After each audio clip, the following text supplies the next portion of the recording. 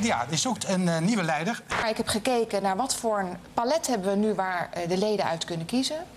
En ik merkte dat het een beetje een of-of discussie werd. We hebben of mensen die al heel erg gepokt en gemazeld zijn in de politiek. Zoals? Sibrand van Haarsma-Buma, Liesbeth Spies op dat moment vanochtend. En aan de andere kant een outsider. Maar de partij zou beter af zijn met u? Ik denk dat de partij heel goed af is met mij. Maar beter met u dan met Sibrand? Dat is aan de leden. Het is aan de leden, dat is niet aan mij. Wat ik belangrijk Anders zou u zich niet kandidaat stellen. Dan zou u niet in het belang van het CDA handelen. Waar staat het CDA voor? Ik herinner mij een cartoon in Trouw.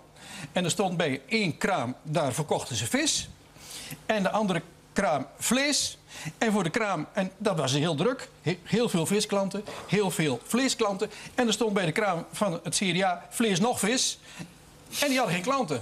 We gaan praten met Pieter Winsemius en Soufiane Toussani over Toeval is logisch. Een boek wat hier voor ons ligt met 80 citaten van Johan Cruijff. Vorig jaar bestond dus de Cruijff Foundation 14 jaar. En toen hadden we nagedacht over wat kunnen we gaan doen. En toen was ik bij Johan in Barcelona en toen vroeg ik van hoe zou het zijn om Cruijff-kortclinics te gaan doen en uw filosofie over te brengen aan de jongeren. Dus hebben we eigenlijk, net als de heer Winsemius, hebben we uitspraken van Johan Cruijff hebben we visueel gemaakt door ze te vertalen naar voetbaloefeningen. Ja. Dus als je niet schiet, kan je niet scoren, is dan bijvoorbeeld een afwerkvorm.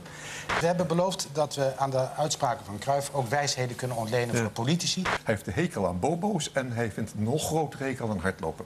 En dus hij snapt dat helemaal niet. En hij heeft allemaal uitdrukkingen daarvoor. En een van de fijnste vind ik zelf altijd. Ik heb een verschrikkelijke hekel aan iemand die beweegt, maar niet weet waar naartoe. En dat is eigenlijk voor het CDA niet onaardig. Ontzettende hoop beweging en geen idee waar ze naartoe gaat.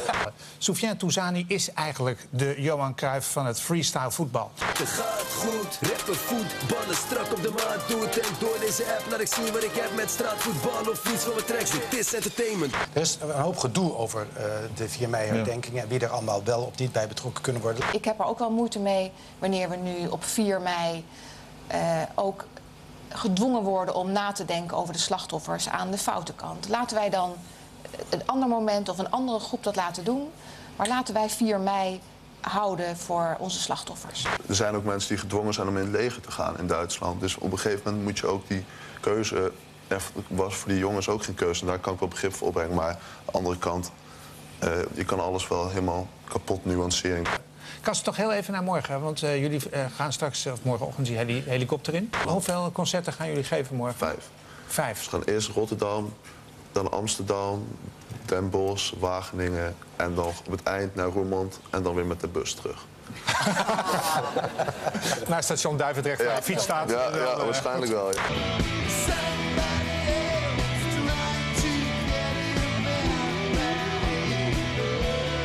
Op tv was het niet echt te volgen. Het eerste debat in Rotterdam tussen de kandidaat-partijleiders voor het CDA. Pieter Gerrit Kroeger heeft wel gekeken. Mona Keizer is de grote verrassing van die kandidaten. Wethouder in Purmerend.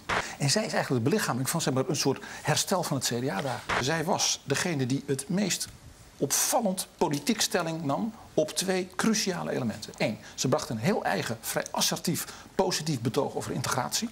In plaats van die algemene verhalen. Gewoon heel tak. En 2, zij ging echt regelrecht op Henk Bleker af. Ik wil 1 echt heel kritische opmerking maken over het debat zelf.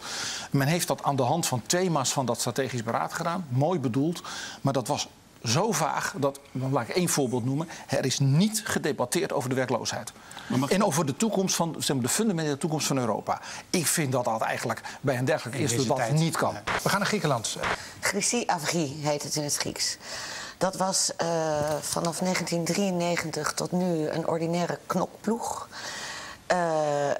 De actieve partijleden zijn jongens die iets te veel naar de sportschool gaan. Een beetje griezelige dames, oud en jong, die lijken op Elena Ceausescu. Het zijn hele nare mensen en het is ongelooflijk dat ze nu met bijna 7% in het Griekse parlement zijn gekomen. Het is shocking. En mijn verklaring is, wij onderschatten hier in Nederland hoe ongelooflijk heftig de woede is jegens de bezuinigingsmaatregelen van Europa. Wat bezielt een man om in een roeiboot de Indische Oceaan over te steken?